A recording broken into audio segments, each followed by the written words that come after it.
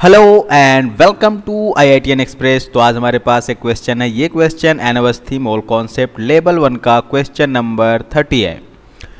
ये क्वेश्चन क्या कह रहा है कि ये gaseous mixture of H2 and CO2 contains 66 mass % of CO2, the vapour density of the mixture is. अब देखिए क्वेश्चन क्या कह रहा है। क्वेश्चन कह रहा है कि हमारे पास एक मिक्सचर है, उस मिक्सचर में हाइड्रोजन गैस है और CO2 गैस है। उस मिक्सचर में CO2 66% बाई मास प्रेजेंट है। फिर आपको क्या बताना है कि वेपर डेंसिटी क्या होगा उस मिक्सचर का।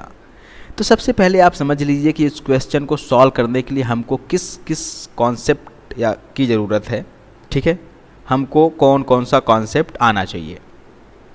तो सबसे पहले आपको जो कॉन्सेप्ट आना चाहिए वो क्या है, परसेंटेज वेट बाय वेट कह लीजिए आप परसेंटेज मास बाय मास कह लीजिए।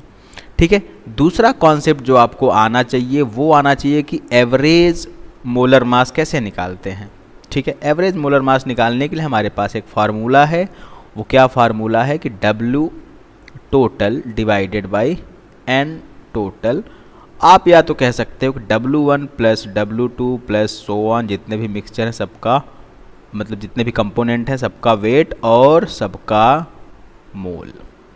ठीक है, ये आपको आना चाहिए। कैसे आया आपको पता होना चाहिए कि number of mole equals to क्या होता है, वेट बाय मोलर मास। तो अब मोलर मास उधर गया तो वेट बाय नंबर ऑफ मोल हो गया। ठीक है, चलिए उसके बाद आपको क्या आना चाहिए, आपको आना चाहिए वेपर डेंसिटी का फार्मूला। वेपर डेंसिटी का फार्मूला क्या होता है, molar mass divided by molar mass of hydrogen that is 2। और जो मोलर मास अब यहाँ से निकालेंगे उसको यहाँ पे पुट करके वेपर डेंसिटी कैलकुलेट कर देंगे। ठीक है, चलिए अब इसको सॉल्व करते हैं। अब देखिए आप, हमारे पास क्या है, हाइड्रोजन और प्लस CO2, इसका क्या है मिक्सचर। ठीक है, और इसमें 66% बाई मास क्या है CO2। तो हम एज्यूम करते हैं कि लेट सपोज कि जो मिक्सचर का वेट है वो कितना है 100 ग्राम। 100 ग्राम में 66% क्या है CO2 है, मतलब 66 ग्राम क्या है CO2, और रिमेनिंग कितना 34 ग्राम है हमारे पास हाइड्रोजन। ठीक है, बात क्लियर है।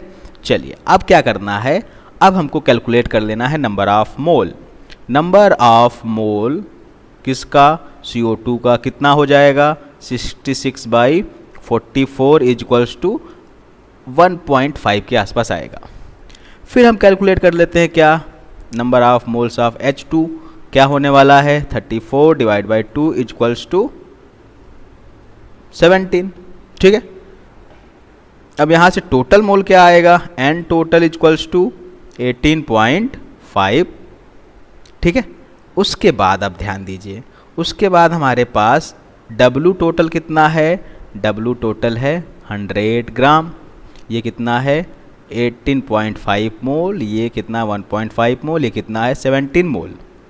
ठीक है, अब हमारे पास टोटल नंबर ऑफ मोल है और टोटल वेट है, तो हम क्या निकाल लेंगे, M average molar mass, average molar mass कह सकते हैं आप इसको। और ये क्या होने वाला है 100 डिवाइडेड बाई 18.5। ठीक है, तो आंसर कितना आ जाएगा 5.4। अब ये M एवरेज आ गया। ठीक है, जब M एवरेज आ गया तो इसको हम वेपर डेंसिटी के फार्मूले में पुट करेंगे 5.7, that is the M average divided by 2, और आंसर क्या आने वाला है 2.7।